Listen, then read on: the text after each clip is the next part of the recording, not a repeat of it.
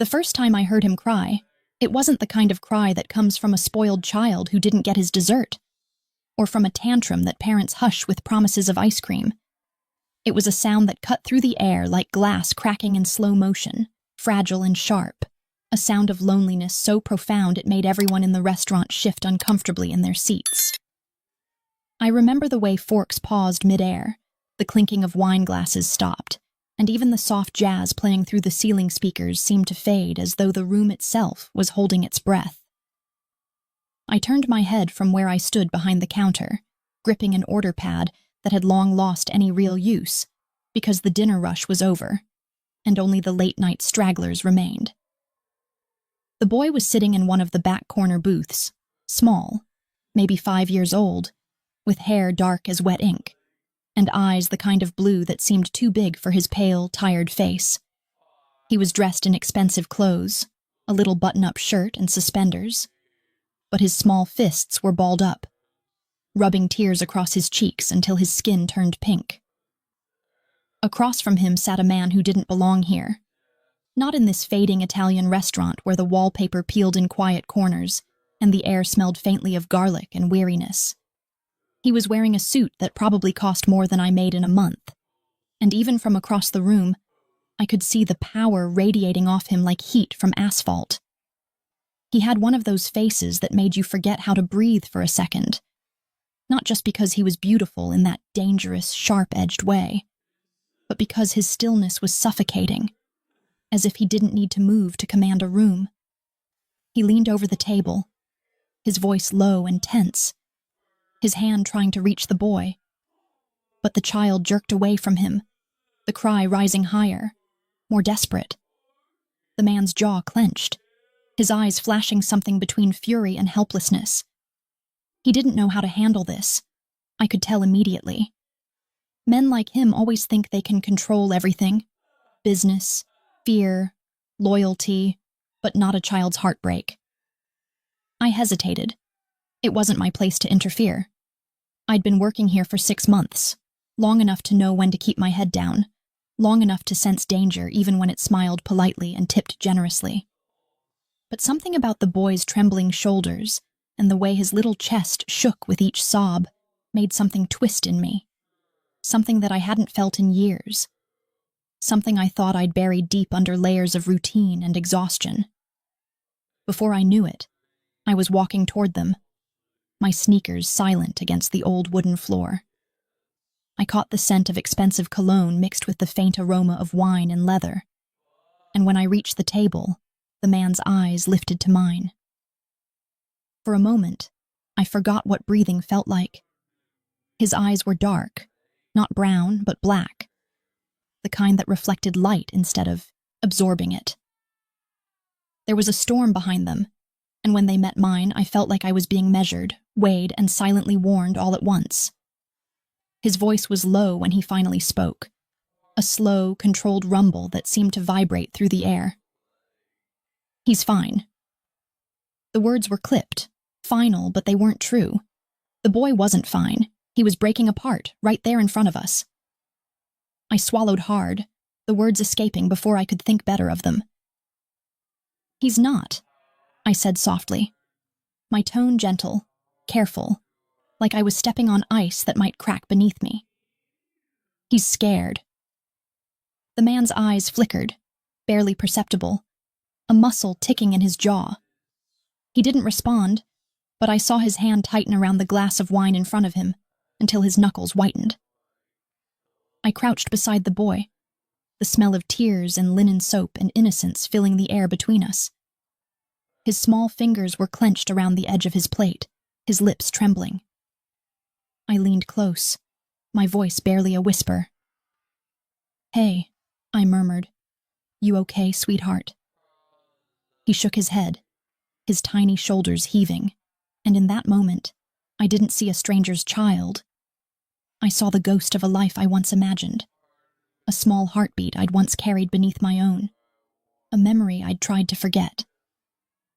I swallowed the ache rising in my throat, brushing a strand of hair behind my ear.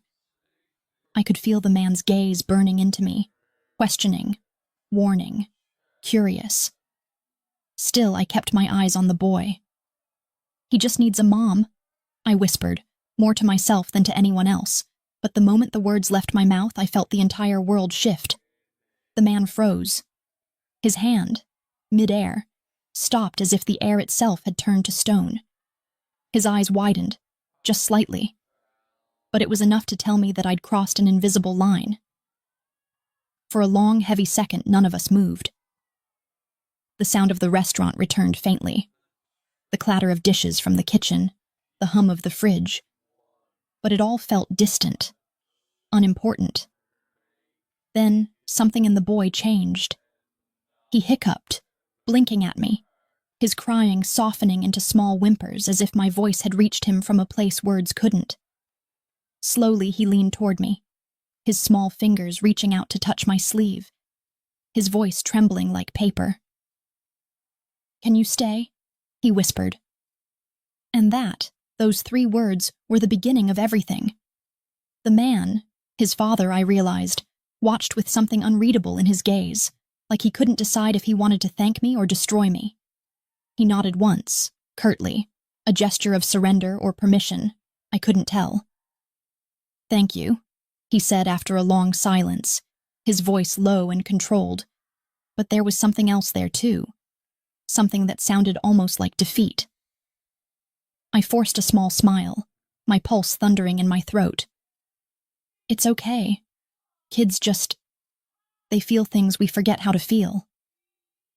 He nodded again, then turned his attention back to his son, though I could feel his eyes flicking back to me, like a shadow refusing to let me go. When they finally left, the boy was asleep in his arms, his tiny head resting against the man's chest. The sight was disarmingly tender, almost painful in its contradiction. A man built of iron, holding something so small and breakable. As the door closed behind them, I let out a breath I didn't realize I'd been holding. But the image lingered. Those dark eyes, that small trembling hand, and the way his name had rolled off the man's tongue when he whispered it to the sleeping boy. Matteo.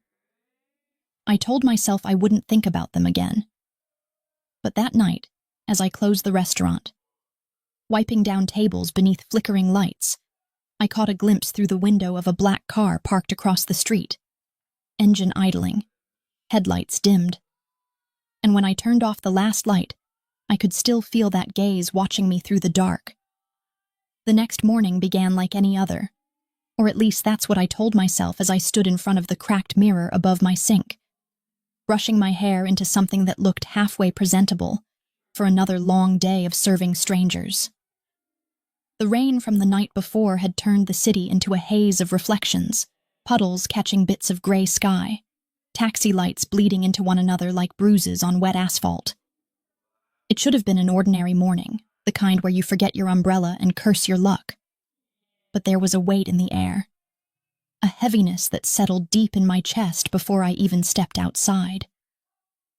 I kept thinking about the boy, the way his small hand had clutched my sleeve, the quiet way he'd said, "Can you stay?" and the look on his father's face when I'd said those foolish, reckless words. "He just needs a mom." It wasn't something you said to a man like that. A man with eyes that dark didn't hear things like that without remembering them. I tried to shake it off, but as I left my apartment, umbrella in hand, I froze halfway down the cracked staircase. A car was parked on the opposite curb. Sleek, black, expensive, the kind that didn't belong in my part of town, where the paint peeled off buildings and the scent of damp concrete never left the air. My pulse stuttered when I saw the man standing beside it. He was leaning against the car door, one hand in his coat pocket, the other holding a cigarette that he didn't seem to actually smoke. His hair was slicked back, rain beating on the collar of his black wool coat, his expression unreadable. The sight of him there, waiting like a scene carved out of a dream I didn't want to have, sent a shiver crawling up my spine. For a moment I thought about turning back, pretending I'd forgotten something, maybe my keys, maybe my nerve, but his gaze caught mine, and suddenly it was too late. "Miss Lena," he said, his voice low, deliberate, almost smooth enough to hide the danger underneath. "You have a moment?" He knew my name. I hadn't told him my name. Something in my stomach twisted. Not fear exactly, but something close to it. Something that knew instinctively that this man didn't ask for things. He took them. Still, I nodded, clutching my bag like it could protect me from whatever this was.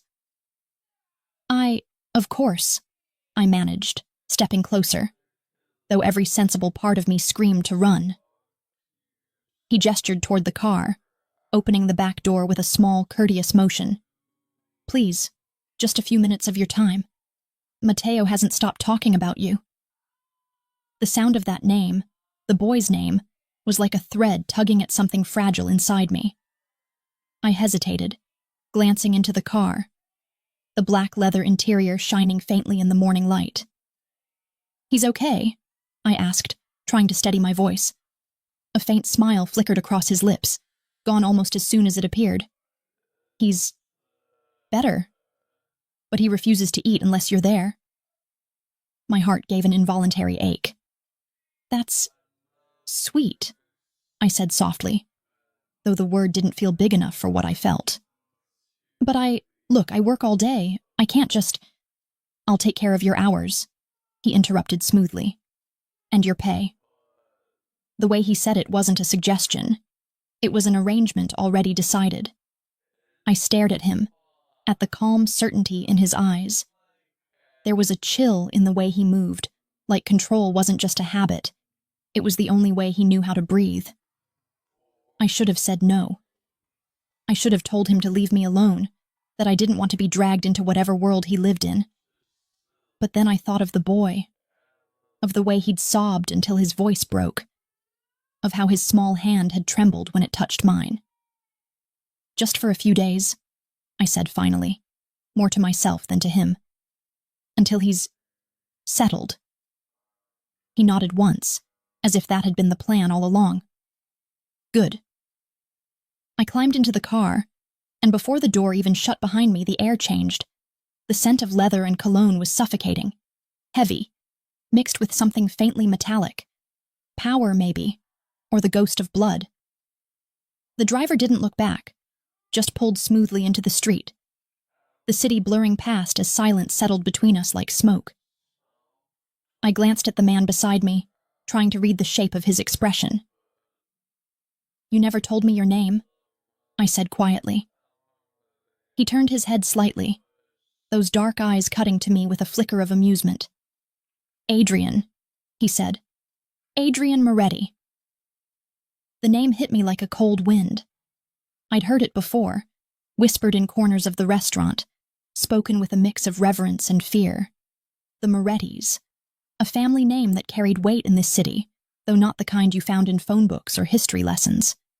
Their business was the kind that didn't need advertising, the kind that left bodies in rivers and cash in envelopes.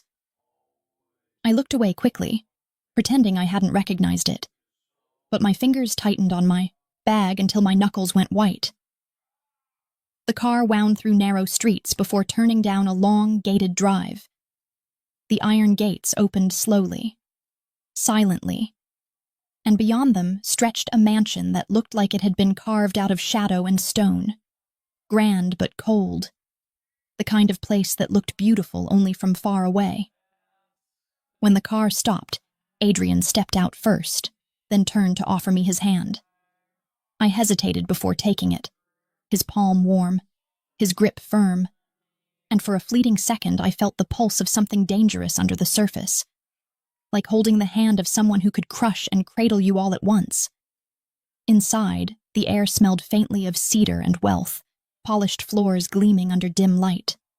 A few servants moved quietly in the background, their eyes lowered, their movements careful. The house didn't feel lived in. It felt guarded. Then I heard it, the soft patter of small feet, and Mateo came running down the staircase, his little voice bright and breathless. "Lena!" Before I could react, he threw his arms around me, his tiny face pressed into my waist. The unexpected warmth of that small body against mine nearly undid me.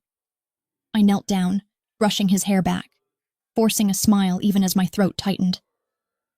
"Hey, you," I whispered. "You feeling better?"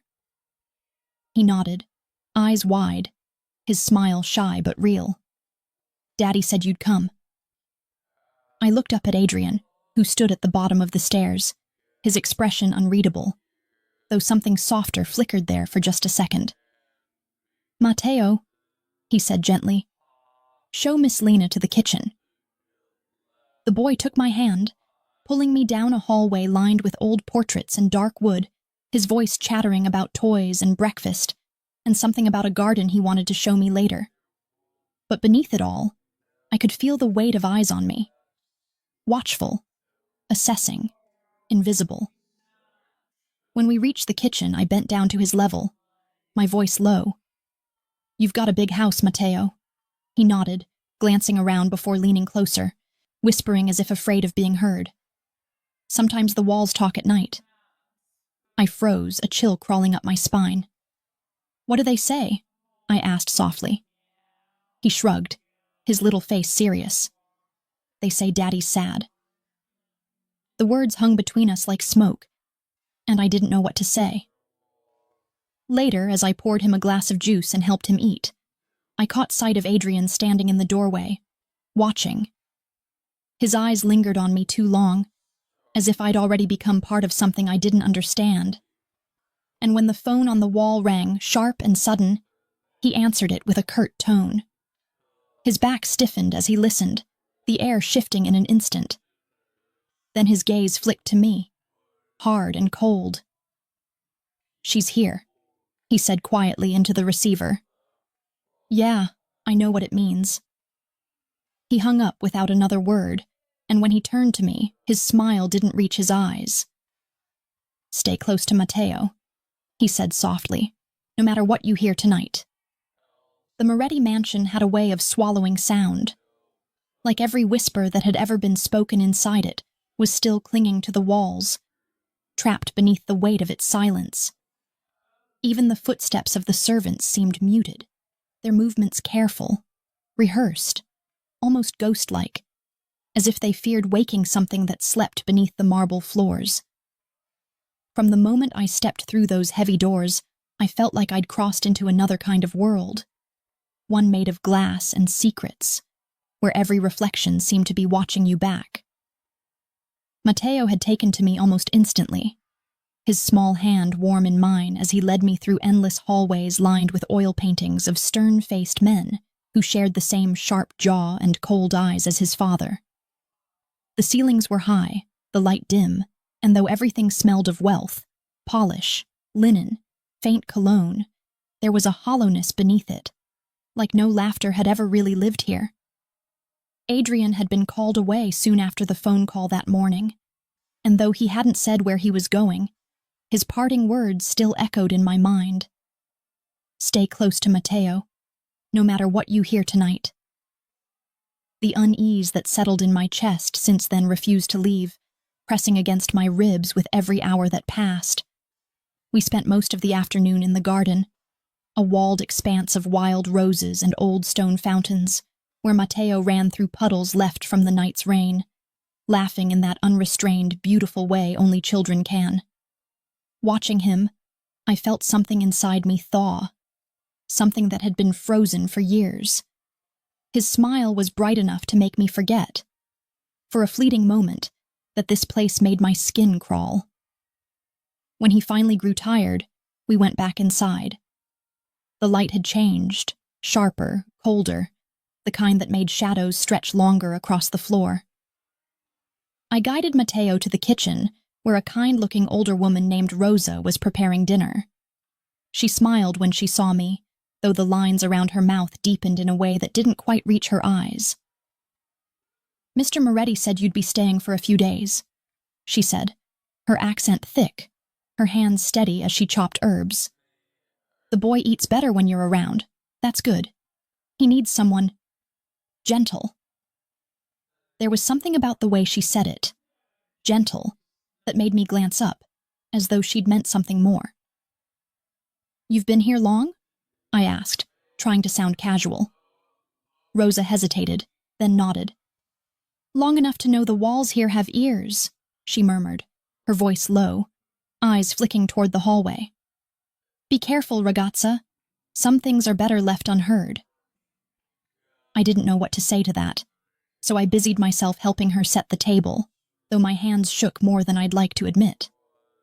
Matteo sat near the counter, humming softly to himself, tracing patterns with his fingers on the wood. When the meal was ready, Rosa disappeared down the hall, and for a while it was just us, the sound of clinking silverware and the faint hum of the refrigerator. But then, there it was again. A sound. Soft, distant, like footsteps above us. At first I thought it was nothing, just the creaks of an old house settling.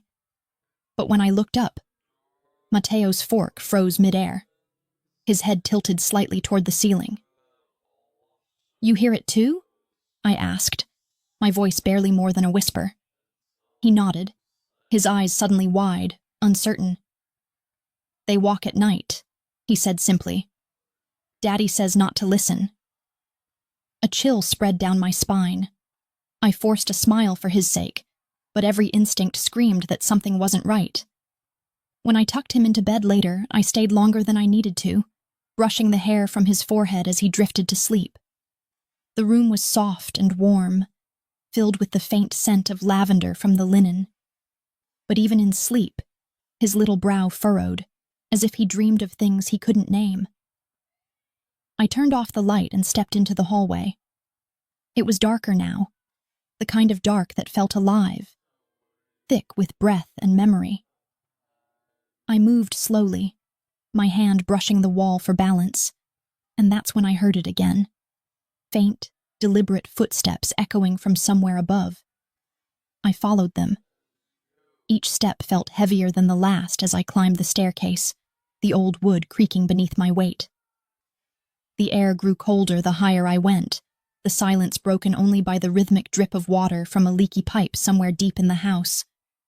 I reached the landing and saw a door slightly ajar at the end of the corridor, light spilling through the gap in a thin golden line. I don't know what made me walk toward it. Curiosity, fear, maybe something deeper. The pull of something forbidden. But when I pushed the door open, I stopped breathing. It wasn't a room, it was an office. Dark wood shelves lined the walls, filled with old books, ledgers, and framed photographs. Papers were scattered across the desk, and in the center of it all sat a small glass of whiskey. Half finished, the ice melted into stillness. And there, on the desk, was a gun. The metal caught the light, gleaming faintly beside a photograph of Adrian and Matteo. They were smiling, or at least trying to. The boy's grin was real, but Adrian's was tight, distant, like he didn't quite know how. I reached out, brushing my fingers along the frame, my stomach twisting at the sight. That's when I felt it, the unmistakable weight of someone watching me. I turned sharply, my breath catching, but the hallway behind me was empty. Still, I could feel it. That presence, invisible but near. The way the air thickened when you know someone's eyes are on you. My heart raced as I backed out of the room, closing the door quietly behind me. When I returned to my own room, the one Rosa had prepared for me on the lower floor, I locked the door and pressed my back against it, trying to steady my breathing. But the silence of the house didn't comfort me. It listened. Later that night, I woke to the sound of muffled voices outside my window. Male voices, low, harsh, hurried. I crept closer, peeking through the sheer curtain, and my breath froze in my chest. 2 men stood near the gates, their silhouettes dark against the glow of the security lights. One of them was Adrian. The other, I didn't recognize, but I could hear fragments of their conversation, carried by the wind. She doesn't know yet, Adrian's voice murmured, rough and quiet, like gravel under velvet. She shouldn't be here, the other man hissed. It's not safe, not for her. You're making a mistake. Adrian turned, his profile sharp against the night. It's already done. There was a pause, heavy and final, before the other man spoke again. You think she can protect him? Adrian didn't answer. He just looked up, straight toward my window. I froze, stepping back, my heart hammering so hard it hurt. For a moment, I could swear our eyes met through the darkness, even though I knew it was impossible. Then he looked away, said something I couldn't hear, and the men disappeared into the night. I closed the curtain, but it was too late. Sleep wouldn't come again. Somewhere deep inside, I knew this wasn't kindness or coincidence anymore. I hadn't just stumbled into a man's home, I'd been pulled into his world. And whatever lived in the shadows of that house, it wasn't finished with me yet. Morning in the Moretti mansion didn't look like morning anywhere else. It wasn't sunlight pouring through the windows or the smell of coffee drifting through the air that woke you. It was silence, so thick and absolute that it pressed against your skin until you had no choice but to open your eyes and breathe it in. I woke before the house stirred, the memory of last night's voices still clawing at the edges of my dreams. I'd barely slept, every sound turning into something sinister, every shadow on the wall shifting when I looked away. When I stepped out of the guest room, the hallway stretched before me like a long, endless corridor of whispers and restraint. My reflection followed me in every polished surface. Mirrors, glass, even the lacquered floors seemed to carry my face back to me, reminding me I didn't belong here. I found Rosa already in the kitchen, humming softly to herself as she prepared breakfast. She gave me a tired smile when I entered, her eyes flicking briefly toward the window before returning to the pan she stirred. You didn't sleep, she said, not as a question but a certainty. No, I admitted, sliding into one of the stools at the counter. Does anyone in this house ever sleep? Her mouth twitched, not quite a smile. Mr. Moretti? Never. Not since... well, not since his wife.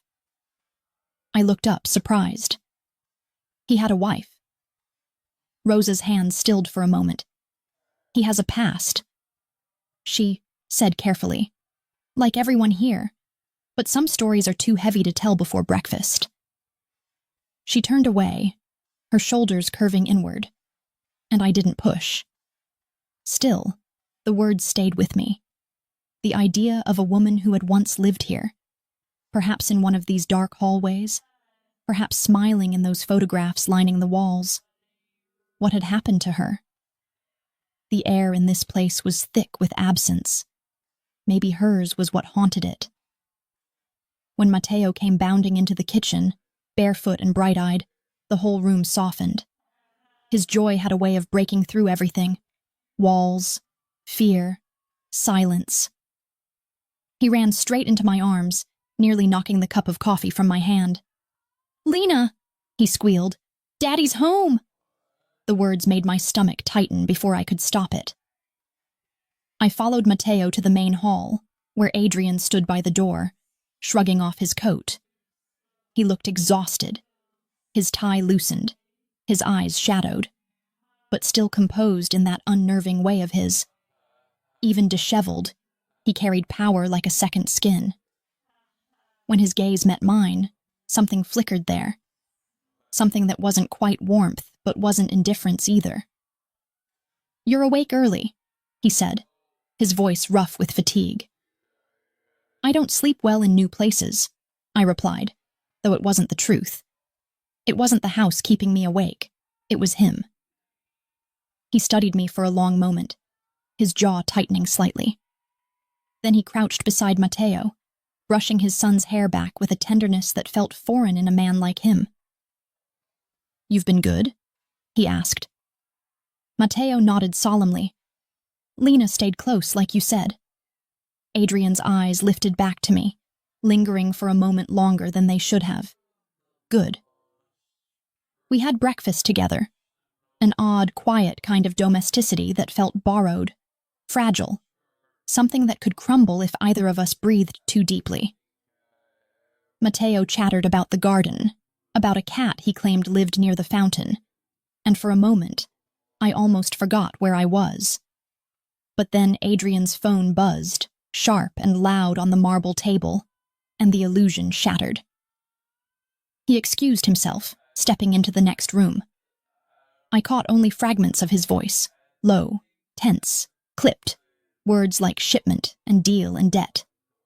Then silence again. When he returned, his expression had changed. The exhaustion was gone, replaced by that cold composure I'd seen the night we met. "I have business to attend to," he said simply. "Rosa will stay close. And you?" He hesitated, his eyes narrowing slightly.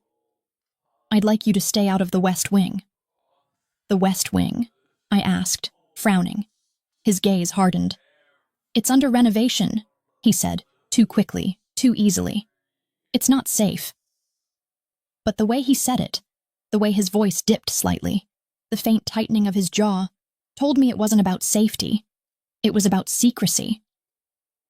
When he left, the silence filled the house again.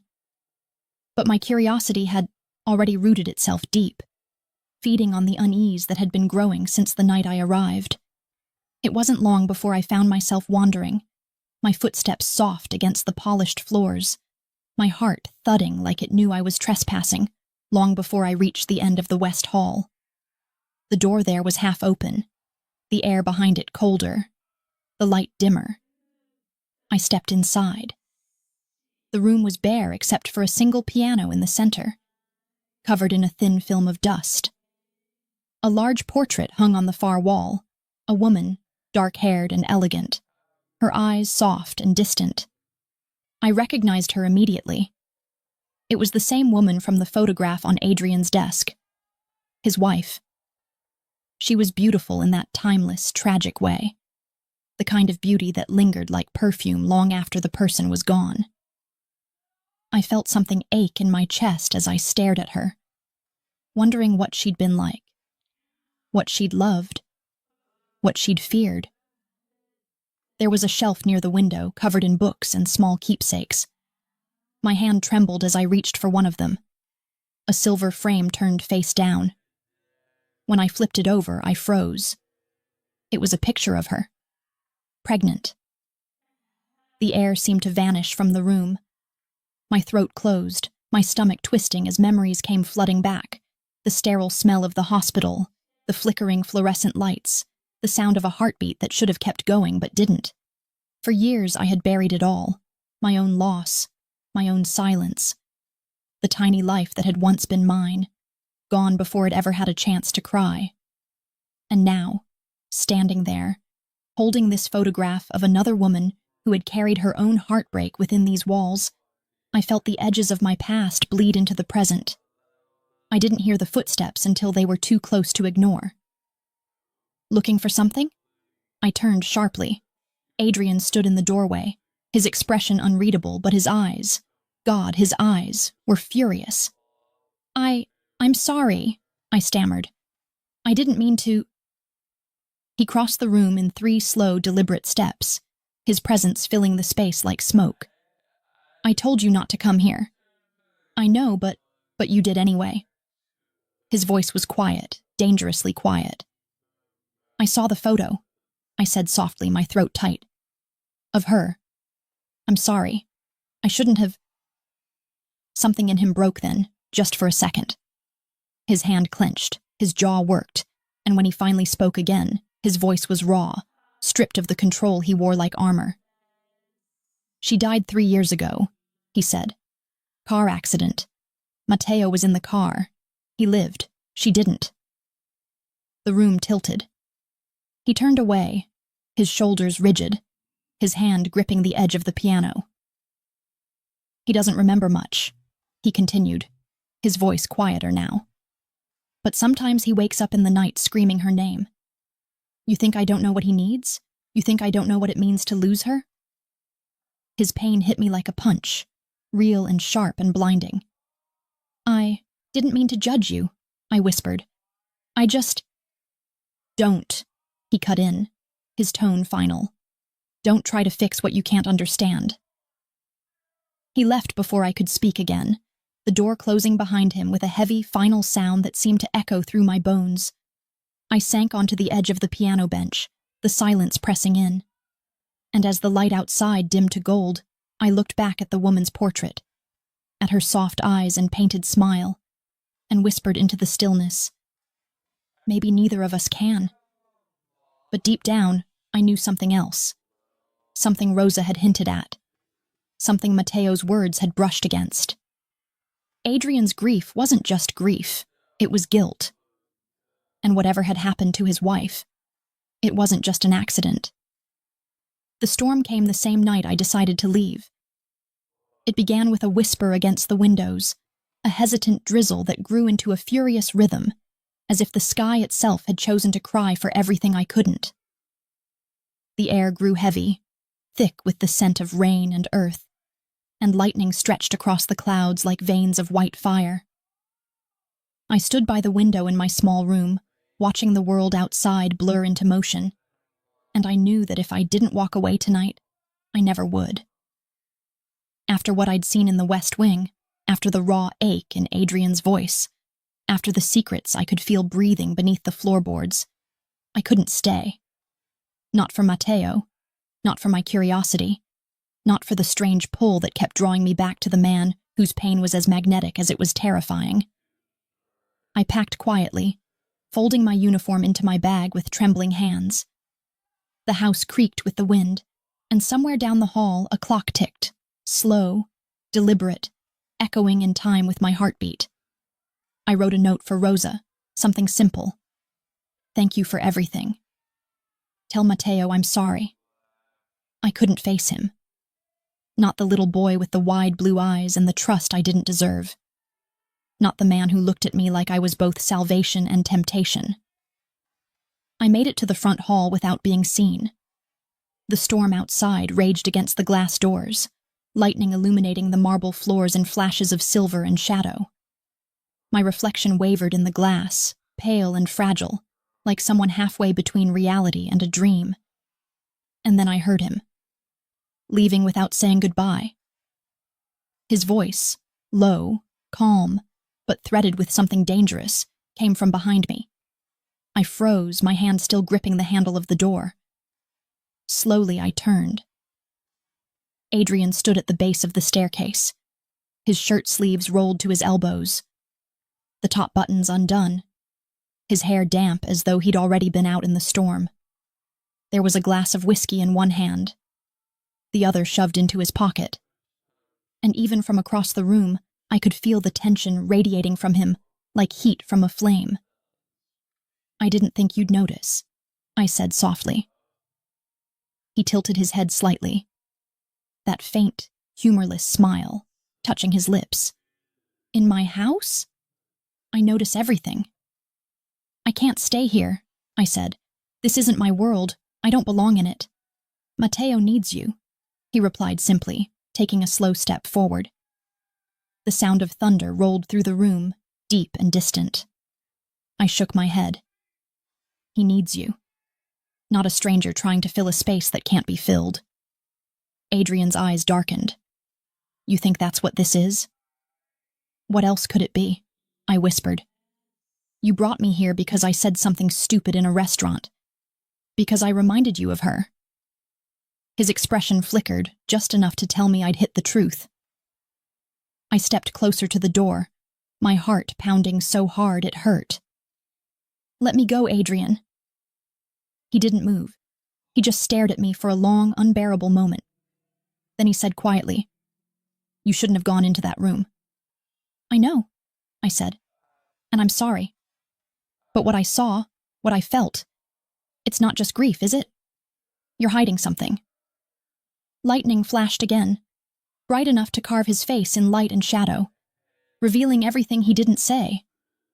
He looked like a man at war with himself, torn between confession and control. "Go if you want," he said finally, his voice low. "But the storm's bad. Wait until morning." I almost laughed, a soft, broken sound. I've survived worse weather. I pushed open the door, and the wind slammed against me like an invisible hand. The rain was cold, furious, drenching me instantly. I stepped out onto the stone steps, clutching my bag to my chest, but I hadn't made it 5 feet before I heard his voice behind me again, closer this time, rawer. "Lena, stop!" I turned, rainwater dripping from my hair, my clothes clinging to my skin. "Why?" I shouted over the thunder. "So you can lock me up again in this mausoleum of yours and pretend it's protection?" He stepped out into the rain, the storm swallowing his figure in silver light. "You think I'd hurt you?" "I think you already are," I said, my voice trembling.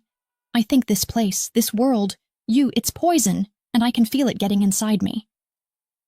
He moved closer, slow but deliberate, every step sending a ripple through the puddles between us. "You don't understand what you've walked into," he said, his voice rough, the storm echoing behind every word. "There are people who would kill to see this house burn. You're here because Mateo needed you, but now that you're in it, you don't just get to walk away. You think I can protect you from out there?" "I don't want your protection," I whispered. "I want my life back." He stopped just in front of me. The rain poured down his face, darkening his shirt until it clung to the lines of his body. His hair slicked back from his forehead. His eyes, God, his eyes, burned with something I couldn't name. "You think you can just leave," he said softly, "but you can't, because I can't let you." The words hit me like thunder. "Why?" I asked. "Because I remind you of her?" He shook his head slowly, stepping closer until I could feel the heat of his breath through the rain. "No," he murmured, "because you make me forget her." I didn't know who moved first. Maybe it was him, maybe it was me, maybe it was the storm pulling us together like some cruel joke of fate. But suddenly his mouth was on mine, and everything else disappeared. It wasn't a gentle kiss. It was desperate, aching. The kind of kiss that tasted like confession and punishment at once. His hands framed my face, his thumbs brushing my soaked cheeks. And for a moment I forgot the world. Forgot the fear. Forgot who he was. All I could feel was the heat of him. The pulse beneath his skin. The rain running down both our faces like tears we didn't have the strength to shed. When he pulled away, he rested his forehead against mine, his breath unsteady. "You shouldn't be here," he whispered. "Then why won't you let me go?" I breathed. He didn't answer. His hands dropped from my face, curling into fists at his sides, and he stepped back, the storm swallowing him again. "Because I'm not strong enough to lose you too." Lightning split the sky, blinding for a heartbeat, and then he was gone, disappearing into the shadows of the house, leaving me standing there, drenched and shaking, with the taste of him still burning on my lips. I stayed there for a long time, the rain falling harder, the night growing colder. Somewhere behind me, I thought I heard Mateo's small voice calling my name from a window upstairs, but I couldn't tell if it was real or if the storm was just playing tricks.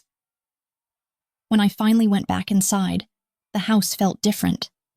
Alive, awake, and somehow aware of what had just happened between its walls. The hallways seemed narrower, the air thicker, as though the house itself had been waiting for this moment. I didn't sleep that night. I sat by the window, watching the rain blur the world outside, and every time I closed my eyes, I saw his face, the way he'd looked at me like I was both the sin and the absolution he'd been running from. And for the first time since I met Adrian Moretti, I wasn't sure if I wanted to run from him or back to him. The morning after the storm, the world outside felt muted, washed clean, as if the sky had wept enough for all of us. But inside the Moretti mansion, the air was heavy, too still, too fragile, like something sacred had been broken during the night. I didn't know if it was the storm or the kiss, or the way his voice had trembled when he said he wasn't strong enough to lose me too. But something had shifted between us. Something irreversible. I barely slept. and when I did, my dreams were feverish. A blur of rain and hands and whispers that felt like both prayer and sin. When I finally stepped into the kitchen, the light was pale and uncertain, slipping weakly through the tall windows. Rosa was already there, her face drawn, her movements slower than usual. "You heard it?" she asked, her voice quiet. "Heard what?" I frowned. "The glass," she said, her hand stilling over the sink. "Someone broke one of the windows last night, in the east corridor." My stomach tightened. "An accident?" She didn't answer right away. Instead, she reached into her apron and handed me something small and cold, something wrapped in a white napkin. "They found this under the window." When I unfolded the fabric, my breath caught. Inside was a single bullet casing, smeared with red. Not paint. Not rust. Blood. "Jesus," I whispered, staring at it. "Who would—" Rosa glanced toward the door before lowering her voice. "It's a message," she said. "They're warning him." I didn't need to ask who they were. In this house, you could feel it. The unspoken presence of men who lived by rules written in violence and silence, of debts that could only be paid in blood. "Does Matteo know?" I asked. She shook her head. "Mr. Moretti won't let him see. He says the boy should stay innocent." Innocent. The word felt like a prayer in a place that hadn't seen one in years. Before I could ask more, the door to the hall opened and Adrian stepped inside. He looked like he hadn't slept either. His shirt unbuttoned at the collar, his tie hanging loose, the veins in his hands standing out like he'd been clenching them all night. When his eyes found mine, something raw flickered there. Something that wasn't quite anger, but wasn't tenderness either. "Rosa," he said softly, "give us a moment." She nodded and slipped out, her eyes lingering on me for a heartbeat longer than necessary, as if to say, "Be careful." When she was gone, the silence stretched thin. I set the bullet casing on the counter between us, my hands trembling slightly. "She told me," I said, "about the window." He stared at it for a long time, his jaw tightening, his thumb tracing the edge of the countertop. "You shouldn't have to see this." "Then stop letting it happen," I said, my voice shaking more than I wanted it to. He looked up sharply, his eyes darkening. "You think I can control everything?" "I think you try to," I whispered, "and I think that's why it's destroying you." His laugh was soft, bitter, empty. "You think you understand this world after what? A week here?" "I don't have to understand it to know it's killing you," I said.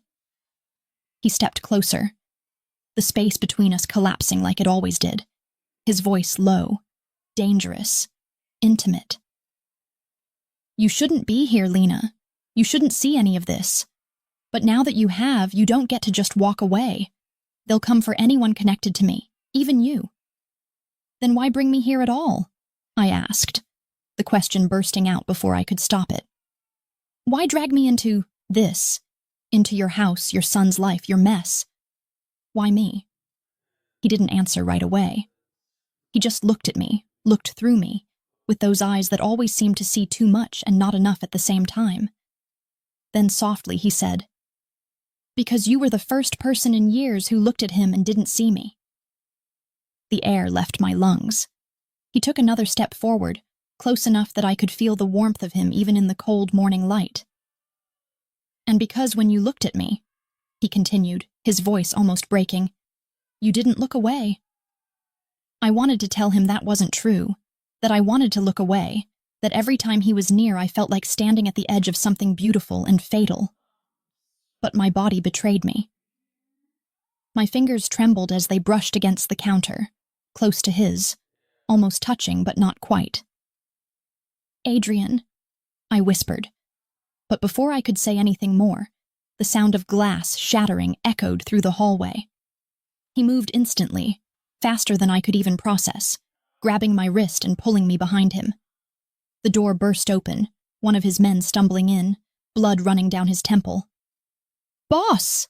the man gasped. "They hit the gate. 2 cars, black sedans, armed." Adrian's expression didn't change. If anything, it grew colder. "Get Mateo to the safe room," he ordered. "Now." The man nodded and disappeared down the hall. Adrian turned to me, his hand still gripping mine. "Stay here," he said. "No," I said, shaking my head.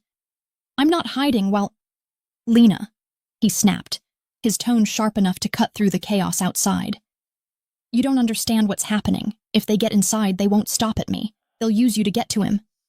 I can help." His hand came up, cupping my cheek, his touch firm, desperate. "You don't know what help means in my world," he said softly. "It means blood." For a heartbeat, the noise outside faded, the shouting, the gunfire, the pounding of footsteps. There was only him, standing too close, his breath mingling with mine, his eyes filled with something that felt too much like goodbye. "Promise me you'll stay with Mateo," he whispered. I couldn't speak, so I nodded, my throat tight. He pressed his forehead against mine, just for a second. And then he was gone. Out the door, into the storm of noise and danger that waited beyond the walls. Rosa appeared moments later, her face pale, her voice urgent. "Come, quickly." We found Mateo in the library clutching a small stuffed bear, his eyes wide but dry. He didn't cry. He just looked at me. And in that look was something I didn't understand. Trust, maybe, or fear that trusted me to fix it. Rosa led us through a narrow passage behind one of the shelves, the walls cold and close. I could hear the sounds of chaos echoing above us, gunfire, shouting, the distant roar of engines. Mateo's small hand gripped mine so tightly that my fingers went numb. When we reached the end of the passage, Rosa pressed a hidden panel on the wall, revealing a steel door. Inside was a small room lined with shelves of supplies, a single monitor showing grainy black and white footage of the house. "Stay here," she said, her voice trembling. "Don't open the door for anyone but him." And then she was gone too. I sat on the cold floor, Mateo in my arms, the sounds of the world collapsing outside our metal cage. The monitor flickered, Adrian moving through the halls with that same unnerving calm, gun in hand, his movements sharp and deliberate. Every time a shadow passed near him, my heart stuttered. Then suddenly the screen went dark.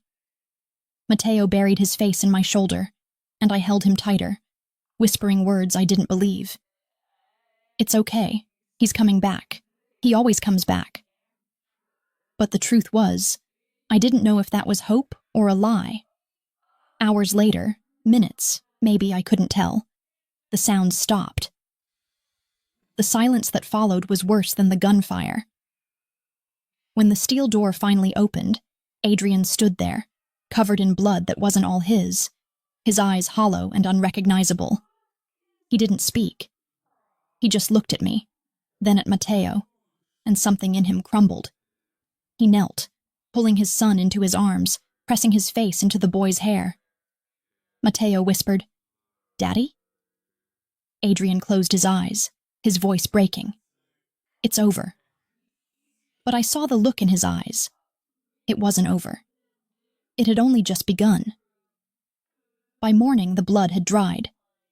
Not just on the marble floors where the intruders had fallen, or on the white cuffs of Adrian's shirt, but in the air itself. The metallic scent of violence lingering in every hallway. A silent reminder that this house, for all its beauty, was built on bones. The staff moved like ghosts, cleaning, mending, pretending, but no one dared to look Adrian in the eye. Not even me. I found him in his study hours later, sitting in the half-light, his hands clasped together, his expression carved from stone. The room still smelled faintly of gunpowder. His jacket was gone, his sleeves rolled up, and his knuckles were raw, split open where he'd struck something, or someone. He didn't look up when I stepped inside. "They're gone?" I asked, my voice barely more than a whisper. He nodded once, his eyes fixed on nothing. For now? For now? He finally looked at me then, and I almost wished he hadn't. There was something terrible in his gaze, something cold and burning at once, like grief wrapped in rage. "This doesn't end," he said quietly. "It never ends." I wanted to ask why, but I already knew. You didn't build empires like his without enemies. You just tried to outlive them. Still, there was something about this attack that didn't fit. It hadn't been random. The precision of it, the timing, it had been personal. And as I looked at him, at the exhaustion etched into every line of his face, something clicked into place that I hadn't wanted to see before. "This was a message," I said, "for you." His jaw tightened. "Everything's a message in this life." "But it wasn't about you, was it?" I pressed. "It was about Matteo." His eyes flashed then, sharp as broken glass. "Don't!" I stepped closer, heart pounding. "Don't what?" "Pretend I don't see what's happening? You think I don't notice the way you look over your shoulder every time he laughs, like you're waiting for someone to take that sound away from you?" He stood abruptly, the chair scraping across the floor. "You don't know what you're talking about." "Then tell me," I said, my voice trembling. "Tell me what I don't know." He stared at me for a long, heavy moment, and for the first time I saw something like fear in him. Not of me, but of the truth itself. "Please, Adrian," I whispered, "you owe me that much." His voice, when it came, was soft but sharp, each word measured. "There are things I've done you wouldn't understand. Deals I made before Matteo was born. I thought I could keep that world away from him, from her. But nothing in my life stays clean." "Her," I echoed. "You mean your wife?" His gaze flicked up, something dark crossing his expression. "She didn't die because of me," he said, too quickly, too defensive. "But you blame yourself," I said quietly. He looked away, and the silence that followed was an answer on its own. I turned to leave, needing air, needing distance, but as I reached the door, something caught my eye. A photograph, half hidden beneath a stack of papers on his desk. I hesitated, then picked it up. It was old, blurry around the edges. A picture of a car wreck. Metal twisted, glass shattered, lights flashing in the distance, and in the corner of the frame, barely visible, was a familiar figure. My chest went cold. "Where did you get this?" I asked, my voice suddenly tight. Adrian turned sharply. "Put that down." "Where did you get it?" I repeated, louder this time. He crossed the room in 2 strides, his hand closing around my wrist. "It's not what you think." The contact sent a jolt through me, not fear, not pain, but a desperate, trembling confusion. "What is it then?" I demanded. "Because that's my old neighborhood, Adrian. That's the intersection where—" My breath caught. "Where I lost my baby." He froze. The world tilted, my pulse roaring in my ears. "You were there," I whispered. "You were there." His grip loosened. His voice broke on the words. "I didn't know, Lena, I didn't— Don't lie to me," I shouted, the sound cracking like thunder in the still air. "You knew. You've known this whole time." He ran a hand through his hair, pacing, the mask finally slipping. "I wasn't the one driving, I swear to you," he said, his voice raw, desperate. "It was business. One of my men, a deal gone wrong. Your car wasn't supposed to be there. I didn't even know your name until that night in the restaurant, I swear I didn't. But when I saw you, when you said those words, 'He just needs a mom,' it was like every ghost I've ever buried came back to breathe down my neck." Tears stung my eyes, hot and relentless. "You destroyed my life." "I saved it," he said fiercely, stepping closer, his voice cracking under the weight of it. "That night could have killed you. You were supposed to die, Lena. They were supposed to kill me. The room spun. I stumbled back, shaking my head. You're telling me the man who took everything from me is the same man who's been pretending to save me? He flinched, the truth landing between us like a body. It wasn't pretending, he said softly. I didn't know who you were when I brought you here. But when I found out, when I saw what I'd done, how could I let you go? My breath came in shallow gasps. The edges of my vision blurred. You should have. He stepped closer, his hands trembling. You think I haven't tried? You think I don't wake up every night seeing that crash? You think I don't see her and you and everything I've destroyed every time I close my eyes? You can hate me, you should, but don't think I don't know what I've done. Then why keep me here? I whispered. Because I thought I could make it right, he said, his voice breaking. Because Matteo needed you and maybe I did too. I wanted to scream, to hit him, to cry until the walls cracked, but instead I stood there shaking, staring at the man I'd kissed in the rain, the man whose son had called me family, and realizing that every tender thing between us had been built on ruin. You should have told me, I said finally, my voice trembling. You had the chance every day since I walked in here, and you didn't. I was afraid, he said softly, of losing me. He met my eyes, of losing what little redemption I thought I had left. A sound broke the silence, the faint creak of the floor outside the door. Both our heads turned. Adrian moved first, crossing the room, throwing open the door. Nothing but an empty hallway. But I'd seen it. A shadow. Someone had been there, listening. Who else knows? I asked. He turned back to me, his expression grim. If it's who I think it is, everyone. What do you mean? He didn't answer. He just crossed the room, pulling a drawer from his desk, tossing a gun onto the table. Pack whatever you can carry, he said. We're leaving tonight. Leaving, I echoed. He looked up, and for the first time I saw fear. Not for himself, but for me.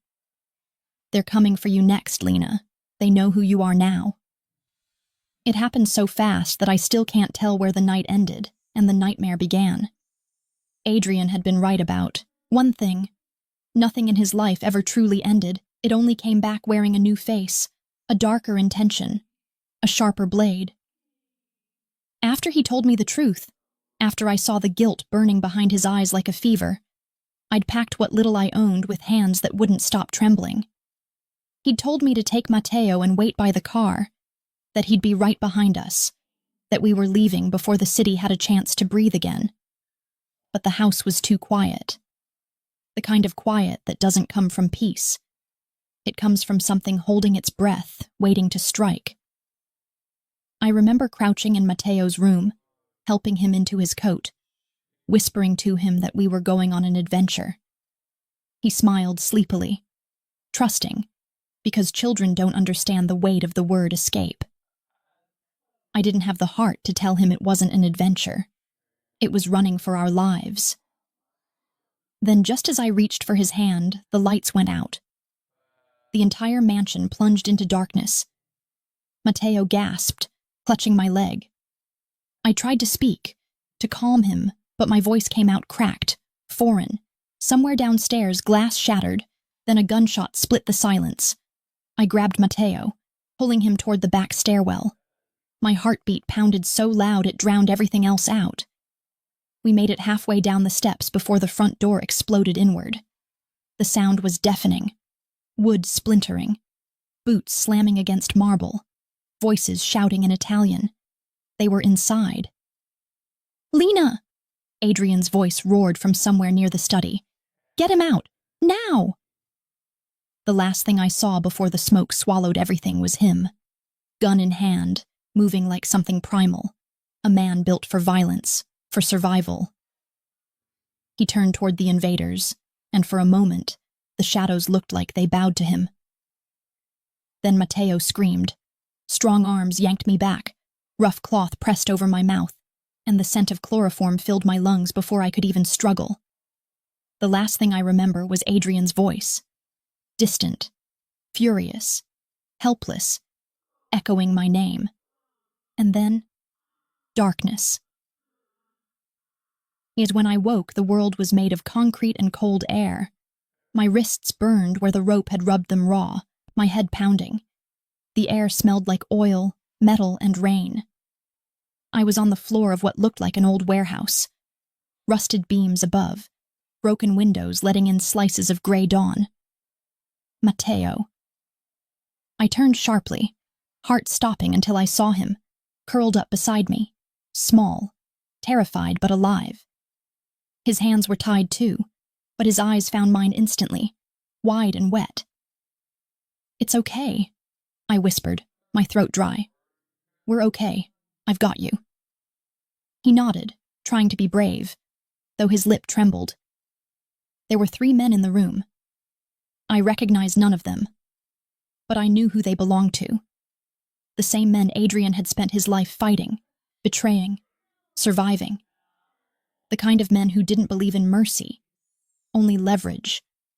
One of them, a tall man with a scar down his cheek, noticed I was awake. He grinned, stepping closer. "Welcome back, Bella. The boss will be happy to see you." My voice shook, but I forced the words out. "You don't need me. Let the boy go. He's just a child." He crouched in front of me, his breath sour, his grin widening. "He's his child. That makes him worth more than gold. You, though."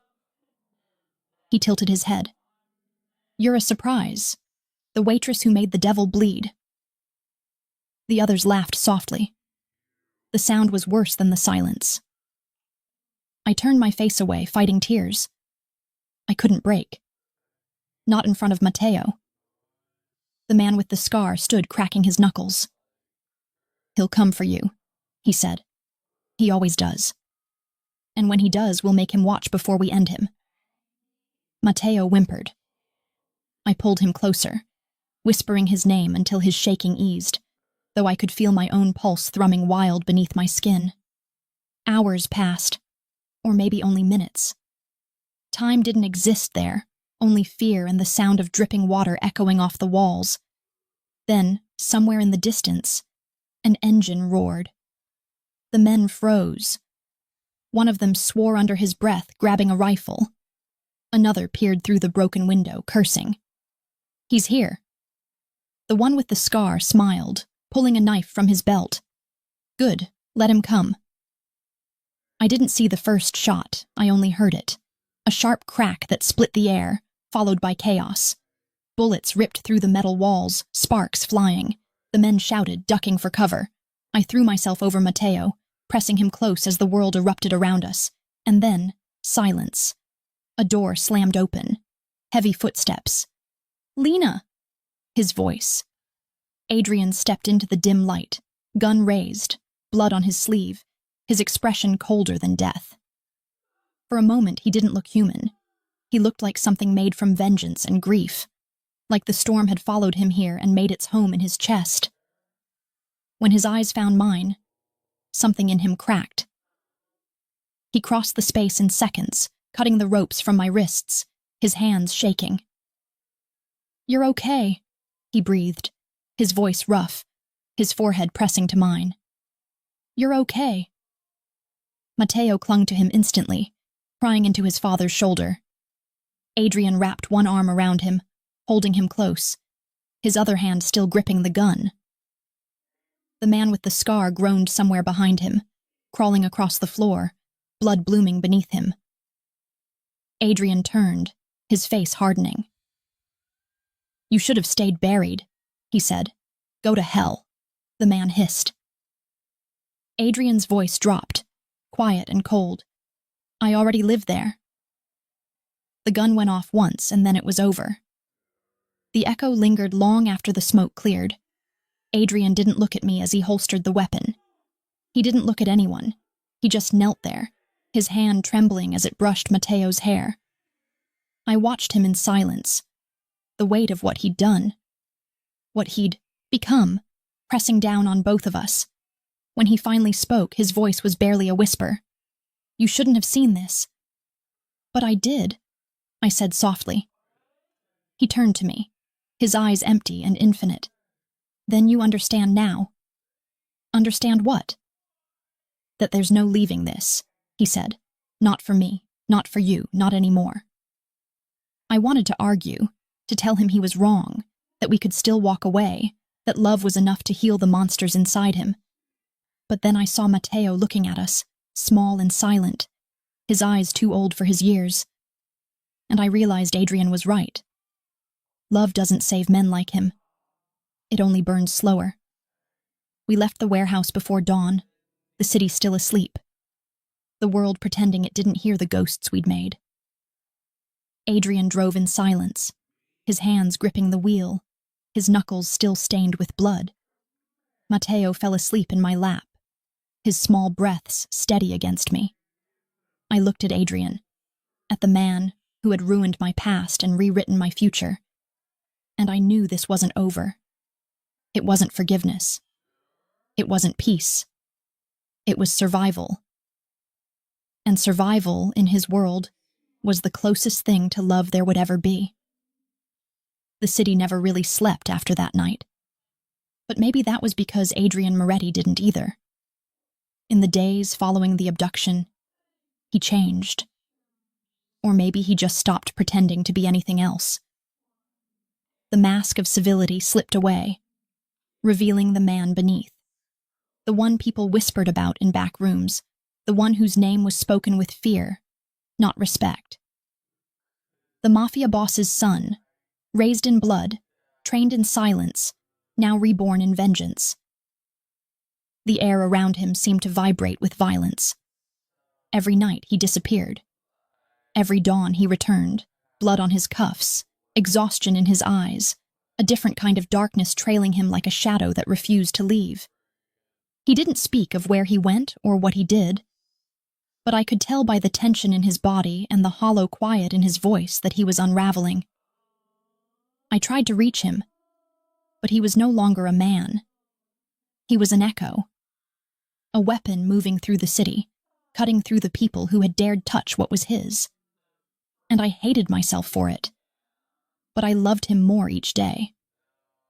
There was something about watching a man lose everything that makes you forget where your own boundaries lie.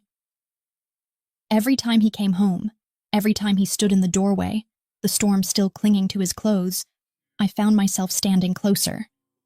He never said the words. He didn't have to. The way his gaze lingered on me when he thought I wasn't looking said everything. The way his hand brushed against mine in passing, hesitant and almost human, told the rest. But something inside him was cracking, and I knew it would break soon. It started one night when I woke to the sound of shouting, muffled, distant, coming from the back of the mansion. I slipped out of bed and followed the voices through the dark halls, the floor cold beneath my bare feet. Adrian was in the basement, surrounded by two of his men. One of them had a bloody lip, the other held a phone. There was another man, too, bound to a chair, beaten so badly I barely recognized him as human. "Talk," Adrian said quietly. The man in the chair spat blood on the floor. "You think you can scare me, Moretti? You're just your father's son, still trying to clean the filth off your name." Adrian's voice didn't rise. "And yet here you are, in my house, begging for breath." The man laughed weakly. "You think she'll love you when she finds out who you really are?" Something shifted in Adrian's eyes then. A flicker of raw pain, quickly drowned by rage. He picked up the gun from the table, turning it over in his hand, slow and deliberate. "I don't need her to love me," he said softly. "I just need her safe." The shot was deafening. I flinched, my hand flying to my mouth. The man slumped forward, blood pooling at his feet.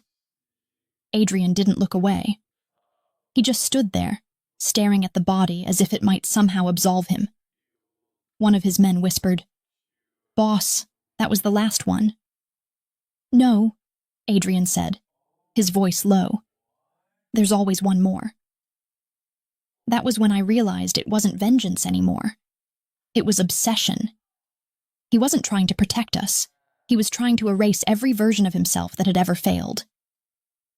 I turned away, my stomach churning, and crept back up the stairs before he saw me. But even in my room, I couldn't stop shaking. This man had saved me. This man had destroyed me. And now I didn't know which version of him I was falling for. The broken one, or the one who was breaking everything else. The next morning, he found me in the kitchen. He looked empty, like something vital had burned out inside him. "We're leaving the city," he said flatly. "It's not safe anymore." "Adrian," I said carefully, "running won't fix what's happening to you." He smiled, but there was no warmth in it. "You think I can be fixed?" "I think you're trying to make the world bleed for something that isn't its fault," I said softly. "You can't kill your guilt, Adrian." His jaw tightened. "No. But I can kill the men who made me carry it." I stepped closer, reaching for his hand, but he pulled away, pacing to the window.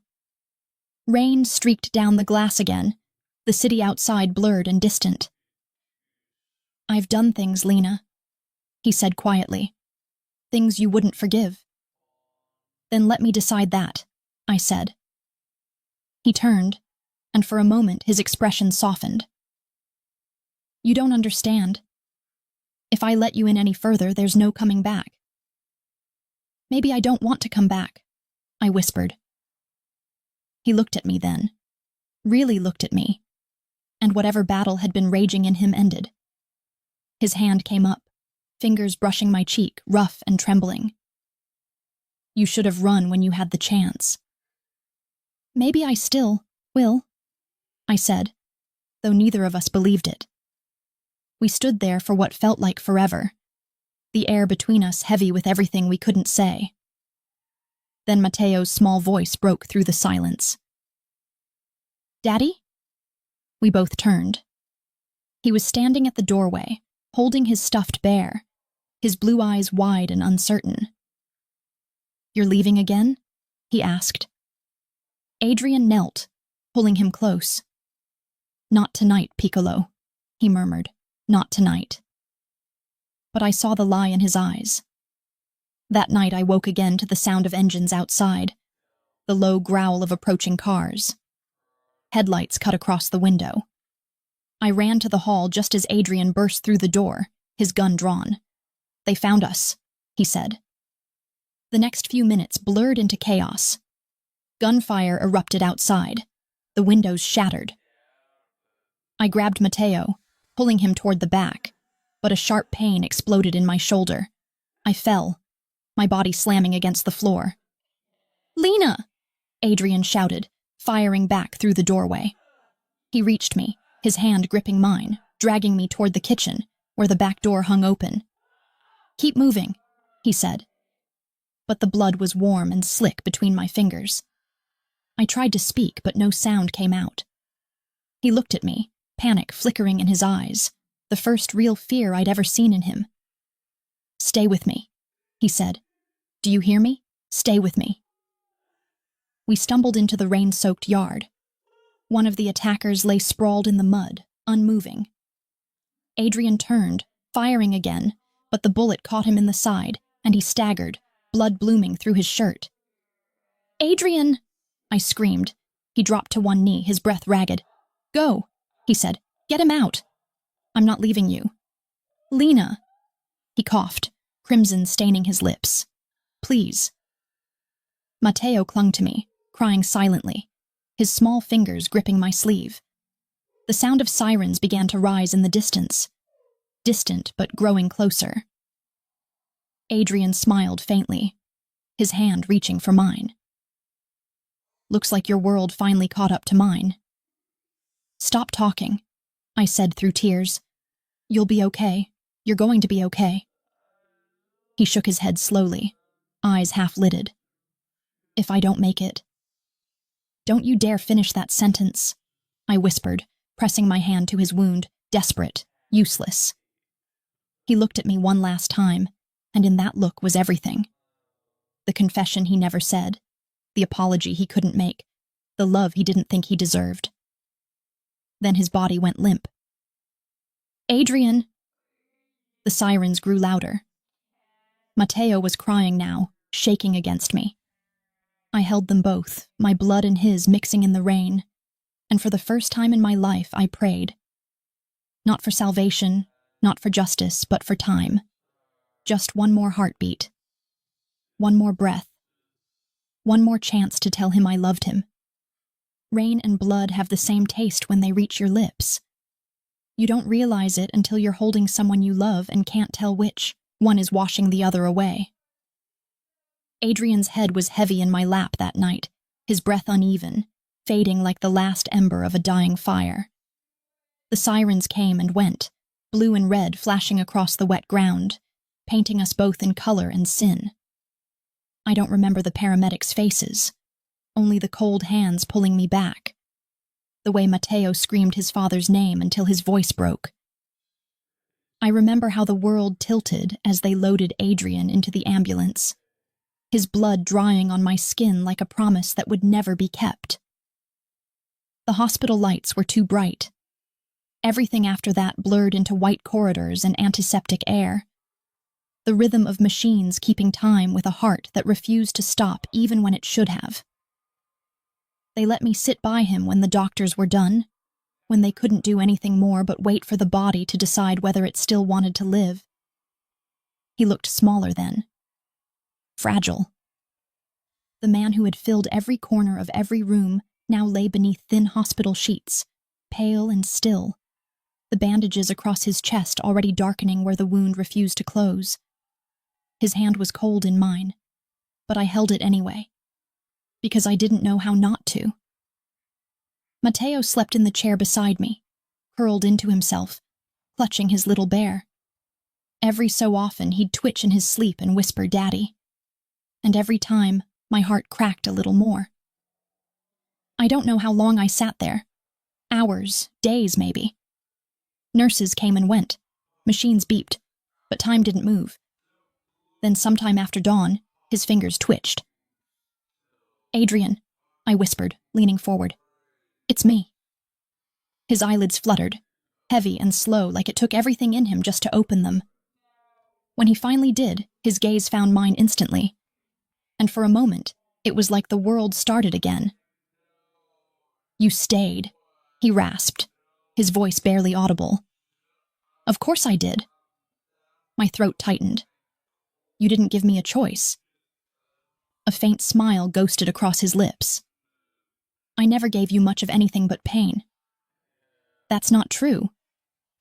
He looked at me for a long time, as if trying to memorize my face. "You could still leave," he said softly. "You could walk out of here, take Matteo, and build a life that doesn't have my blood on it." "I'm already covered in it," I said, tears burning down my cheeks. "And I'm still here." He exhaled shakily, his hand tightening weakly around mine. "You shouldn't love me." "Too late," I whispered.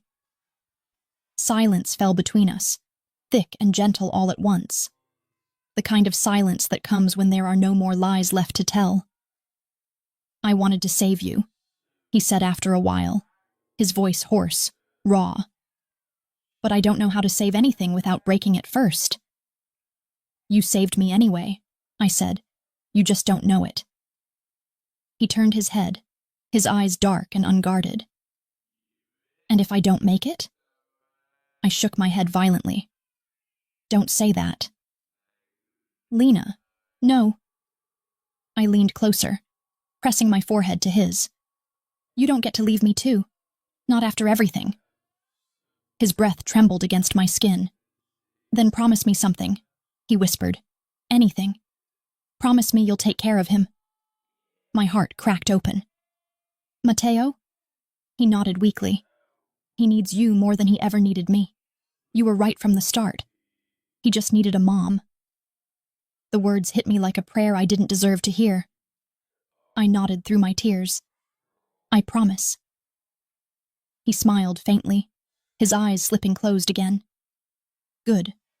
Then I can rest." The monitors beeped softly in rhythm with his breathing, steady but fragile.